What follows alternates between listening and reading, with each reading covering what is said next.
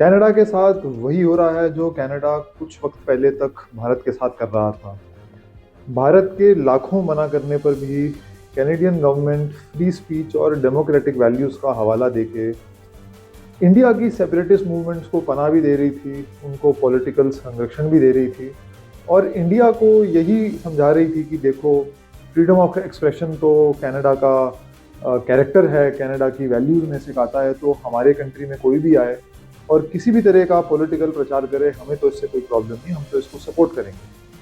लेकिन हाल ही में कनाडा के साथ वही हो गया है जो कनाडा दूसरों के साथ कर रहा था। एल्बर्टा नाम का बहुत बड़ा प्रोविंस कनाडा में, जो कम से कम 84 टू 90% ऑयल प्रोडक्शन जहाँ पर होती है कनाडा की, एल्बर्टा के कुछ पॉलिटिकल ग्रुप्स खड़े उठे और वो ये डिमांड कर रहे हैं कि या तो एल्बर्टा एक अलग देश बन जाए या फिर एल्बर्टा अमेरिका का ही अगला स्टेट बन जाए। इसमें ट्रंप को भी बहुत इंटरेस्ट आया क्योंकि एल्बर्टा का ऑयल प्रोडक्शन बहुत हाई है और कनाडा की जो क्लाइमेट चेंज पॉलिसीज थी उसकी वजह से एल्बर्टा के ऑयल प्रोडक्शन को बहुत ही कम रखा गया है। अब एल्बर्टा में जैसी ये मांग उठी, कुछ एल्बर्टा के पॉलिटिकल रिप्रेजेंटेटिव्स, कुछ एल्बर्टा के लोग जाके अमेरिका में उन्होंने मीटिंग्स करी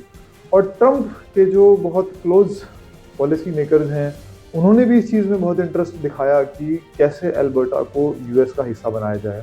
और इसी बीच कैनेडियन प्राइम मिनिस्टर की भी प्रतिक्रिया आई कि अमेरिका को कनाडा की सॉवरेनिटी को रिस्पेक्ट करना चाहिए और ये सब चीज़ें अच्छी नहीं होती हैं। तो अब यही सवाल कैनेडियन सरकार से पूछा जा रहा है कि जो वो दूसरों के साथ कर रहे थे, अब वो अपने साथ जब उनके साथ हो रहा है तो अब उनका क्या रिएक्शन होना चाहिए।